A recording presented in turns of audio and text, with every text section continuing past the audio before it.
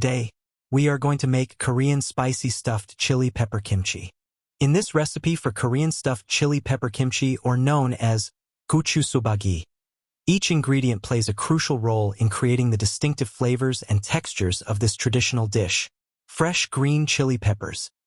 These long and slender peppers provide the spicy base for the kimchi. They're slit and stuffed with a flavorful mixture. Shredded carrots. Carrots add sweetness and a crunchy texture to the kimchi. They balance out the heat from the peppers. Shredded daikon radish. Daikon radish brings a refreshing and slightly tangy flavor to the kimchi. Its crisp texture complements the other ingredients. Chopped green onions. Green onions contribute a fresh and mildly pungent taste to the kimchi. They enhance the overall flavor profile. Garlic and ginger. Minced garlic and ginger provide aromatic depth to the kimchi. They're essential for adding layers of flavor. Fish sauce. Fish sauce adds umami richness and depth of flavor to the kimchi. It's a staple ingredient in Korean cuisine. Sugar. Sugar balances the flavors in the kimchi, adding a touch of sweetness to counteract the spiciness. Salt. Salt is crucial for seasoning and preserving the kimchi. It helps draw out moisture from the vegetables during fermentation. Korean red pepper flakes. Gochugaru. These finely ground chili flakes are responsible for the kimchi's signature red color and spicy kick. Toasted sesame seeds. Toasted sesame seeds add nuttiness and crunch to the kimchi, enhancing its texture and flavor. Sesame oil. Sesame oil lends a rich and aromatic flavor to the kimchi.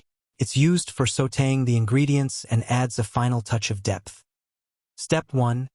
Prepare the chili peppers. Alright, let's get started by preparing those vibrant green chili peppers. First things first, we want to give them a good rinse under cold water. This helps to wash away any dirt or residue that might be lingering on the surface. Once they're nice and clean, gently pat them dry with some paper towels to remove any excess moisture. Now comes the delicate part. With a small knife in hand, we're going to carefully slice each chili pepper lengthwise. The goal here is to create a little opening along one side, while keeping the stem intact. This opening is where we'll stuff our flavorful mixture later on. So take your time and make sure to keep those stems attached. Once you've got your peppers all slit up, it's time to deal with the heat. Literally, we're going to remove the seeds and membranes from inside the peppers. This is where a lot of the spiciness resides, so if you prefer a milder kick, make sure to get rid of those seeds. Just take it slow and steady, and use a spoon or your fingers to scoop them out gently. And there you have it. With the peppers cleaned, slit, and diced, they're now ready to the next step. Step 2. Brine the peppers. Alright, time to whip up a simple brine to give our chili peppers a little soak. In a bowl, we're going to dissolve 1 tablespoon of salt into 2 cups of water.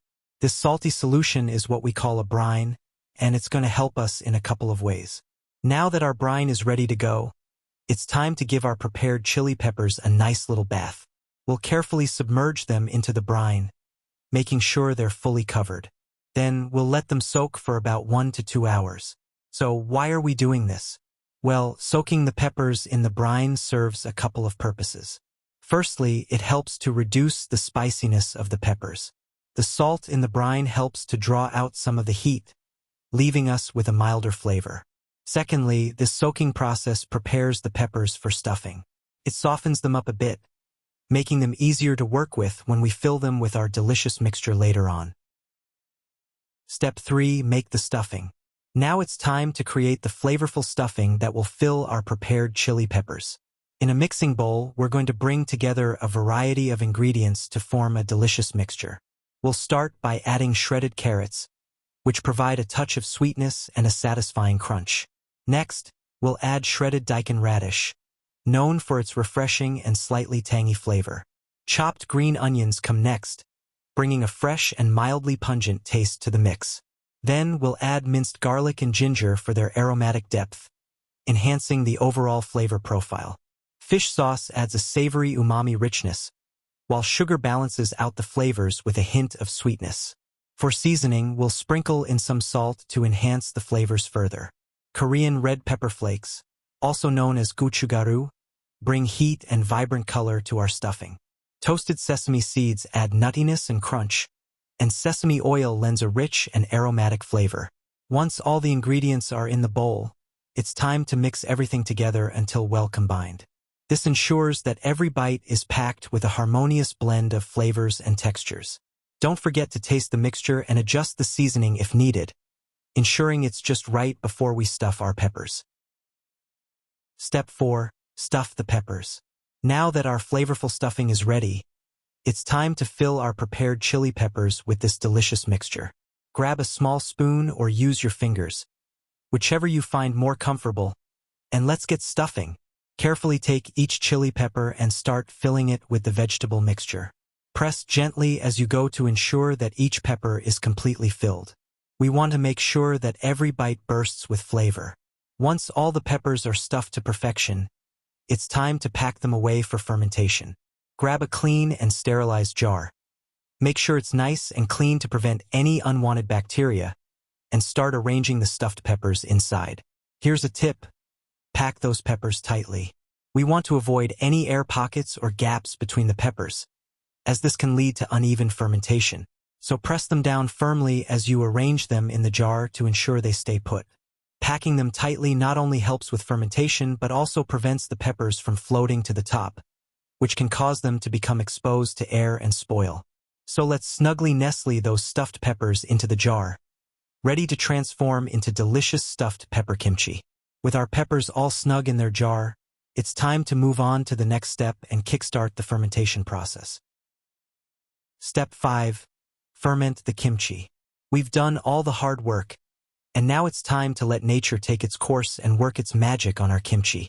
Close the jar tightly with a lid, sealing in all those delicious flavors, and let it ferment at room temperature for the next 1 to 2 days. During this fermentation period, the chili peppers and the stuffing inside the jar will undergo a transformation. The natural bacteria present in the ingredients will begin to ferment, creating that signature tangy flavor and developing the complex layers of taste that we love in kimchi. Now, keep an eye on your kimchi during this time. You might notice some bubbles forming, and that's completely normal. It's a sign that the fermentation process is happening as it should. After 1 to 2 days of fermentation, it's time to slow things down a bit. Transfer the jar to the refrigerator to chill out and slow down the fermentation process. This helps to preserve the kimchi and allows the flavors to continue to develop slowly over time. And there you have it. Your homemade stuffed pepper kimchi is now ready to enjoy. Whether you serve it as a side dish, a condiment, or even as a snack, your kimchi is bursting with flavor and ready to tantalize your taste buds. So grab a spoon, dig in, and savor the deliciousness of your homemade Korean stuffed chili pepper kimchi. It's a true culinary delight that's sure to impress. Here are some tips you should consider while cooking. Firstly, when packing the stuffed peppers into the jar, make sure to tightly pack them to avoid any floating or exposure to air during fermentation. This ensures even fermentation and prevents spoilage. Secondly, fermentation time can vary based on factors like room temperature and personal taste preferences. After about a day of fermentation, taste your kimchi to gauge its flavor. If it's not quite there yet, continue fermenting for another day or so until it reaches your desired level of tanginess and complexity. Lastly, once your kimchi has reached the desired level of fermentation, store it in the refrigerator to maintain its freshness. The cool temperature slows down the fermentation process while allowing the flavors to continue developing over time. So, keep your gochu Sobagi refrigerated and enjoy the evolving flavors as they mature.